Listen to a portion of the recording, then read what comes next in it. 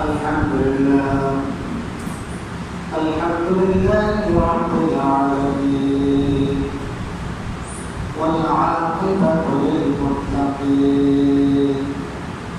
والصلاة والسلام على رحمة للعالمين وعلى آله وأصحابه أجمعين أما بعد فأعوذ بالله من الشيطان الرجيم بسم الله الرحمن الرحيم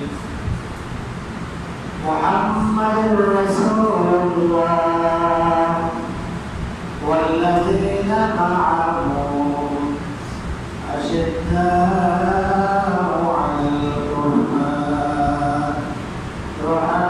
رحماء بينهم وقال تعالى في شأن حبيبه آمنهم ومغفرة إن الله وملائكته يصلون على النبي يا أيها الذين آمنوا صلوا عليه وسلموا تسليما اللهم صل على سيدنا مولانا محمد وعلى آله سيدنا مولانا محمد اللهم صل على سيدنا مولانا محمد وعلى آله سيدنا مولانا محمد ابن مريم की बिशारत तुझे अज़ल की दुआ क़ल्ब मुर्सा की तजल्ली चश्मे आदम की ज़िया अल्लाहुम्म सल्ली अला सय्यिदना मौलाना मुहम्मद وعلى آله سيدنا مولانا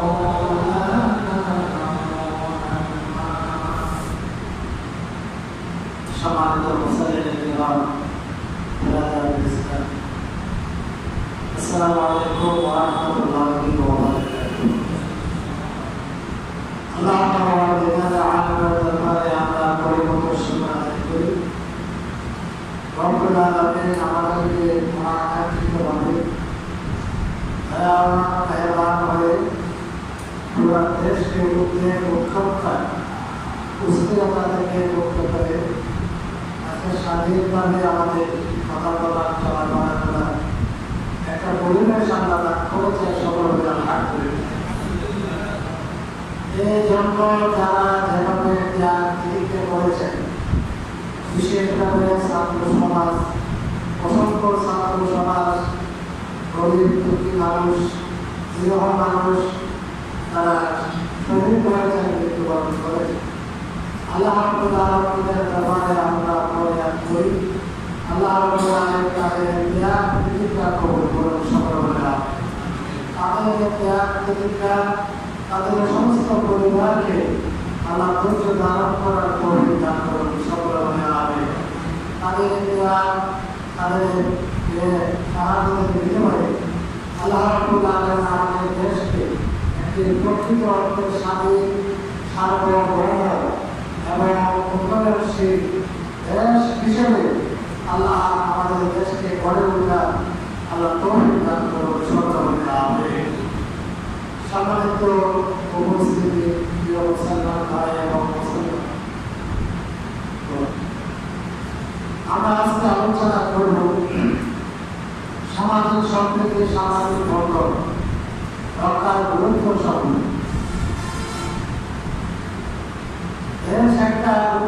পরিবেশ হয়েছে,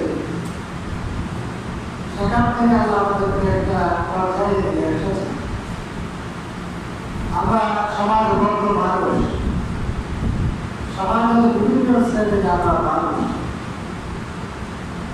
ইসলাম বলেছে, কোরআন বলেছে, হাদিস বলেছে আমাদেরকে সামাজিক কর্তব্য করতে, সামাজিক সম্পর্ক গড়ে রাখতে, সমাজে একে অপরের প্রতি দয়াশীল হতে, একে অপরের প্রতি দয়া হওয়া সম্পর্কে, রহমশীল হওয়া সম্পর্কে, করুণাশীল হওয়া সম্পর্কে আল্লাহ কোরআন, রাসূলুল্লাহর হাদিসে অসংখ্য নির্দেশনা আমরা পাই। আল্লাহ রাসূল সাল্লাল্লাহু সুবহানাহু ওয়া তাআলা যে ইমানদারদের পরিচয় দিয়ে বলেছেন, মুহাম্মাদুর রাসূলুল্লাহ ওয়াল্লাযীনা মা'আহু আশিদ্দাউ আলাল কুফার রুহামাউ বাইনহুম। মুহাম্মদ সাল্লাল্লাহু আলাইহি ওয়াসাল্লাম তার সাথে যারা আছে তারা ইমান বিরোধী, ইসলাম বিরোধী, কোরআন বিরোধী শক্তিগুলো অত্যন্ত কঠোর, পক্ষান্তরে তারা একে অপরের প্রতি অত্যন্ত দয়াশীল। সুবহানাল্লাহ। এর পরে আল্লাহ হাবিব বলেন, আল্লাহ কোরআনে আরো বলেছেন, ইমানদাররা তাদের চরিত্র হচ্ছে মুতাওয়াসাউ বিল মারহাম, তারা একে অপরের প্রতি দয়াশীল। মুমিন যারা তারা একে অপরের প্রতি দয়াশীল। আল্লাহর হাবিব মুহাম্মদ রাসূলুল্লাহ সাল্লাল্লাহু আলাইহি ওয়াসাল্লাম হাদিসের পাঠে অসংখ্য হাদিস নির্দেশ দিয়েছেন আমাদের সমাজে, আমাদের চারপাশে যারা আছে তাদের প্রতি রহমশীল হওয়ার জন্য, তাদের প্রতি দয়াশীল হওয়ার জন্য। রাসূলুল্লাহ সাল্লাল্লাহু আলাইহি ওয়াসাল্লাম ইরহামু মান ফিল আরদ ইয়ারহামুকুম মান ফিস সামা। এ আমার উম্মত, দুনিয়াতে তোমরা যারা আছে, তোমার আশপাশে যারা আছে, হিন্দু আছে, বৌদ্ধ আছে, খ্রিস্টান আছে, মুসলিম আছে, এরপরে বিভিন্ন ধর্ম আছে, তোমরা তাদের সদা অবস্থা অনুযায়ী হার অনুযায়ী তাদের প্রতি তোমরা দয়াশীল। ইরহামুকুম মান ফিস সামা, তাহলে আসমানে যিনি আছেন তিনি তোমাদের উপর দয়াশীল হবে। আল্লাহ বলছেন, আল্লাহ বলছেন, পৃথিবীতে যারা আছে, জীব জন্তু সহ যারা আছে, তোমরা তাদের সকলের প্রতি দয়াবান হও। ইয়ারহামুকুম মান ফিস সামা, তাহলে যিনি আসমানে আছেন তিনি কি আল্লাহ রাব্বুল আলামিন, আল্লাহ তোমাদের উপর দয়াবান হবে, তোমাদের উপর রহমত করবেন। আমরা যদি আল্লাহ দয়া পেতে চাই, আল্লাহ রহমত পেতে চাই, আল্লাহ রাসূল বলেন, আল্লাহ আমাদেরকে আমাদের চারপাশে যারা আছে তাদের উপর আমাদেরকে দয়াশীল। আল্লাহ ইয়ারহাম লা ইউরহাম। রাসূলুল্লাহ হাদিসে বলেন, এই হাদিসে পরিপূর্ণ বিষয়, যে অন্যের প্রতি দয়া করবে না, যে অন্যের প্রতি দয়া, ভালোবাসা, করুণা দেখাবে না, তার প্রতিও আর কারো দয়া করুণা রাখবে না। নাউযুবিল্লাহ। সুতরাং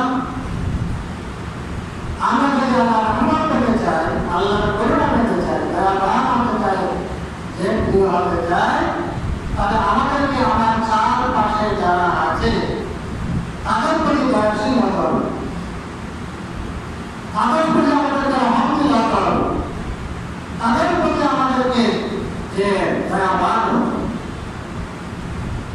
এই আমার এটা আল্লাহর গুণ, দয়া করাটা আল্লাহর গুণ, আল্লাহর সেবা। আলহামদুলিল্লাহি রাব্বিল আলামিন আর রহমানির রহিম। সমস্ত প্রশংসা আল্লাহর জন্য, যিনি সারা জাহানের প্রতিপালক, যিনি রহমান, যিনি রহিম। সুবহানাল্লাহ। রহমান মানে দয়ালু, রহিম মানে পরম দয়ালু। যারা রহমত করে, মানুষকে ভালোবাসে, মানুষের প্রতি দয়া দেখায়, করুণা দেখায়,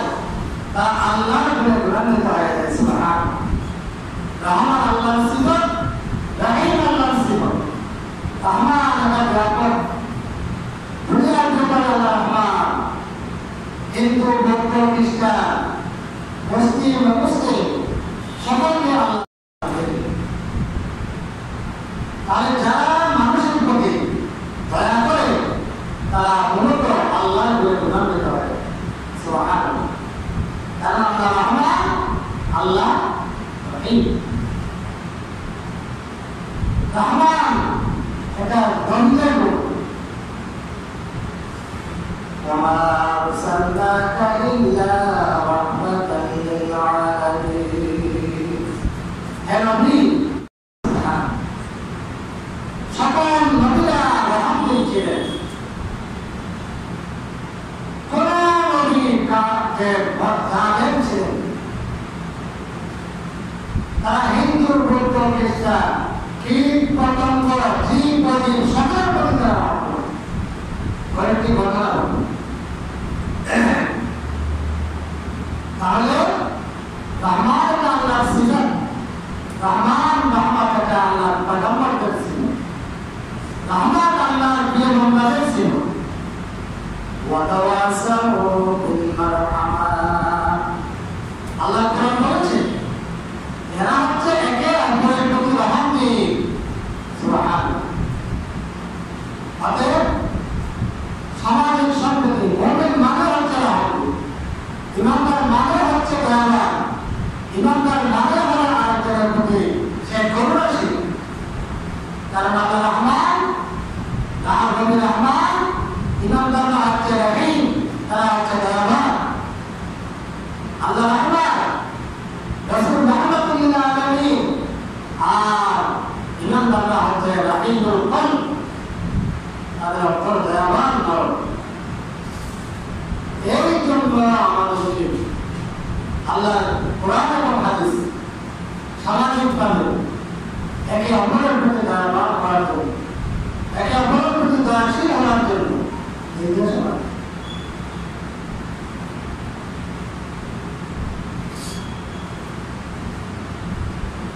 রাসূলুল্লাহ সাল্লাল্লাহু আলাইহি ওয়াসাল্লাম এই সমাজের মধ্যে যারা থাকে, সমাজের মধ্যে আমাদের মুসলিম থাকে, সমাজের মধ্যে আমাদের অমুসলিম থাকে, আল্লাহ রাসূল বলেন যে সকলের প্রতি সামাজিক এরা সমাজে একটা নাগরিক সদস্য হিসাবে সকলেই তোমাদের সমাজের অধিকার পাওয়ার জন্য ইসলামের চেয়ে, কোরআন এবং হাদিসের চেয়ে, আল্লাহ রাসূলের চেয়ে আদর্শ নমুনা এই পৃথিবীতে কেউ দেখাতে পারে নাই, পারতেছে না, পারবে না। সুবহানাল্লাহ। রাসূলুল্লাহ সাল্লাল্লাহু আলাইহি ওয়াসাল্লাম মক্কা থেকে মদিনায় হিজরত করলেন। তিনি প্রথম যে কাজটা করলেন, মদিনার আপনার জনতাকে নিয়ে বসবাসরত সকল নাগরিকদেরকে নিয়ে তারা তিনি একটা মদিনা সাফ করলেন। শিক্ষিত লোকেরা সবাই জানেন মদিনা সাফের মধ্যে ইহুদিরাও ছিল, খ্রিস্টানরাও ছিল, মদিনায় বসবাসরত সবাই ছিল, মুসলমানরা ছিল। এই চুক্তির মধ্যে অন্যতম চুক্তি ছিল যে মদিনার নাগরিক হিসাবে মুসলমানরা নাগরিককে অধিকার ভোগ করবে, মদিনায় বসবাসকারীর সকল অধিবাসী সেই নাগরিক অধিকার ভোগ করবে। সুবহানাল্লাহ। মুসলমানদের জন্য একরকম নাগরিক অধিকার, যে হিন্দুদের জন্য একরকম নাগরিক অধিকার, খ্রিস্টানদের জন্য একরকম নাগরিক অধিকার। এক কথা মুহাম্মদ রাসূলুল্লাহ সাল্লাল্লাহু আলাইহি ওয়াসাল্লাম সঠিক করেন। তিনি বলেছেন এখানে কেউ নাই, মদিনার আত্মায় সবাই অক্ষমত। মদিনা আক্রমণ করার জন্য যদি কেউ আসে ঐক্যবদ্ধভাবে আমরা তা হিন্দু, যে এখানে মুসলিম, অমুসলিম সবাই মিলে আমরা তা বিরোধ করি। মদিনায় বসবাসরত যারা এই চুক্তির অধীনে কেহ কারো ধন, জান, মাল, সম্পদের উপর আমরা আক্রমণ করব। সুবহানাল্লাহ। আল্লাহ রাসূল সাল্লাল্লাহু আলাইহি ওয়াসাল্লাম যে এজন্য আমাদের সমাজে যারা থাকবে, মুসলিম হোক, অমুসলিম হোক, সামাজিকভাবে যে অধিকার, রাষ্ট্রীয় যে অধিকার দিয়েছে, এই অধিকার নাগরিক অধিকারের ক্ষেত্রে সবাই সমান। এটাই হচ্ছে ইসলামের নীতি। মুসলমান যারা আবার আমার ইমানি হিসাবে তারা আবার আরো কিছু ইমানের সম্পর্ক বেশি পাওয়া যায়। তাই আমাদের সমাজে আমরা মুসলমানরা কিন্তু একটা অবস্থা আছে, রাষ্ট্রের এরা আমাদের রাষ্ট্রের নাগরিক হিসেবে এরা আমাদের নাগরিক সবাই অধিকার ভোগ করবে। সংখ্যা লঘু এটা আমরা যারা আগে বলা আপনারা শুনেছেন আমাদের ভাষায় সংখ্যা লঘু সংখ্যা কোনো শব্দ সবাই বাংলাদেশের নাগরিক। ইমানের দিক থেকে আমি মুসলমান হিসেবে বলতে ধর্মের ব্যাপারে আমার আপনার উপর আমার ক্ষেত্রে একটা অধিকার রয়েছে, কিন্তু নাগরিক হিসাবে একটা দেশের নাগরিক সবাই সমান নাগরিক এটা ভোগ করবে। এটা রাষ্ট্রীয় সংবিধানের কাজ এবং কোরআনের হাদিসের নির্দেশনা বলে। তাই আমরা যে জায়গায় অবস্থান করি, যে সমাজে অবস্থান করি, আমাদেরকে কোরআন হাদিসের নির্দেশনা সেটা নির্দেশনা আমাদের মেনে এই যদি আমরা সামাজিক সম্প্রীতি এটা যদি রক্ষা করি তাহলে আল্লাহ রাসূল বলেছেন এটা কিরকম সমাজ হবে, সমাজের শক্তি বৃদ্ধি পাবে, সমাজের শক্তি বৃদ্ধি পাবে, রাষ্ট্রের শক্তি বৃদ্ধি পাবে। আল্লাহ রাসূল বলেছেন হাদিস তারা লোকে আপনি তারা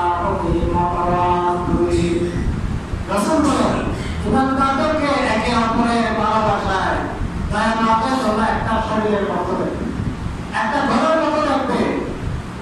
শরীরের একটা অঙ্গ যদি বিকৃত হয় সারা অঙ্গ বিকৃত হয়। কষ্ট পেয়েছে হাত আর অশ্রু যে পানি বাইর হয় কাঁদে চোখে আঘাত পেয়ে শুধু চোখ থেকে পানি বের হয় না, পায়ে আঘাত পেয়েছে চোখ থেকে পানি বের হয়। এই জন্য সমাজের একটা চিন্তা আলাদা ছিল।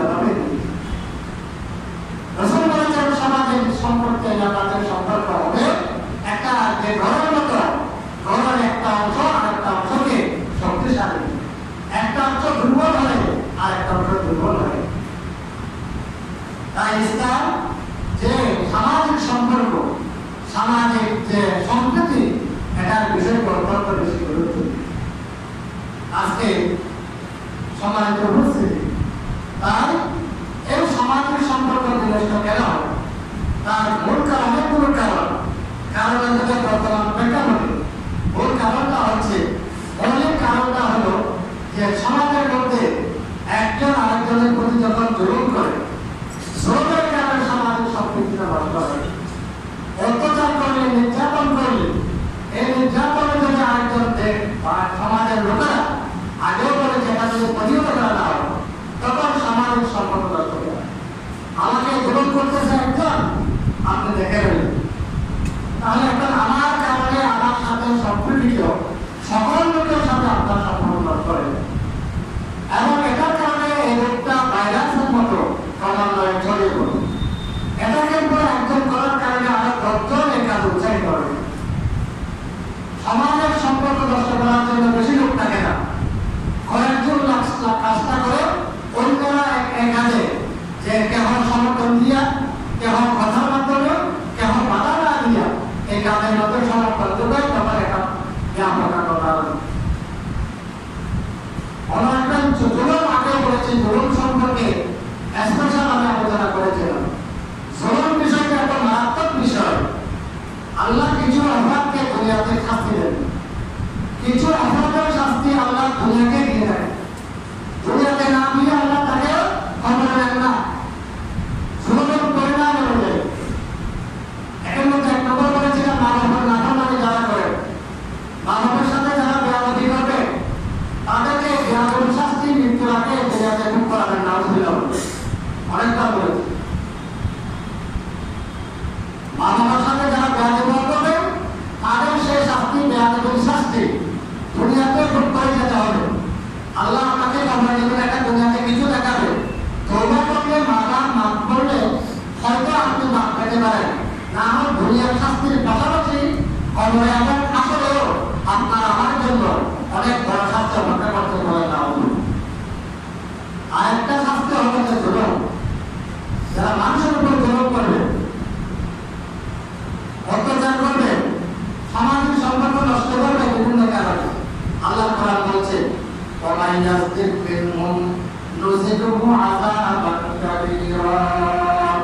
তোমাদের মধ্যে যারা মানুষের উপর জুলুম করবে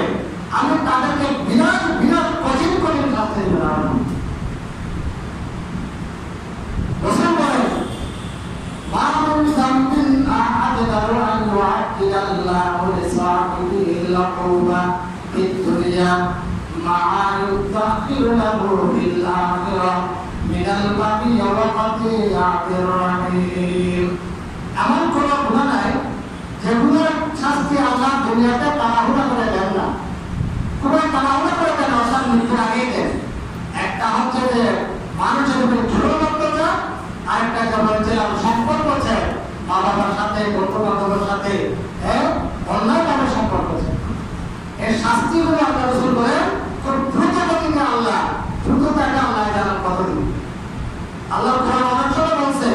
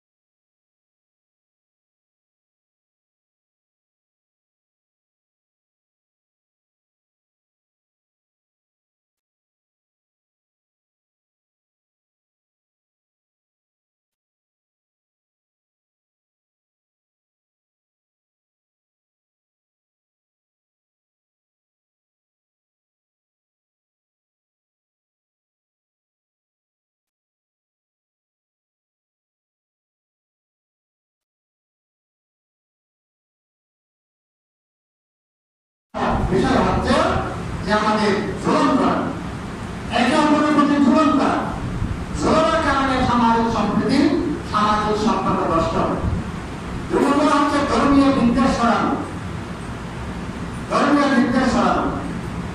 আমি আগে বলেছি আল্লাহ রাসূল মদিনায় যাওয়ার পরে সকল ধর্মের মানুষকে ধর্মীয় স্বাধীনতা দিয়েছেন, যার যার ধর্ম তার শেষে অনুযায়ী পালন করেন।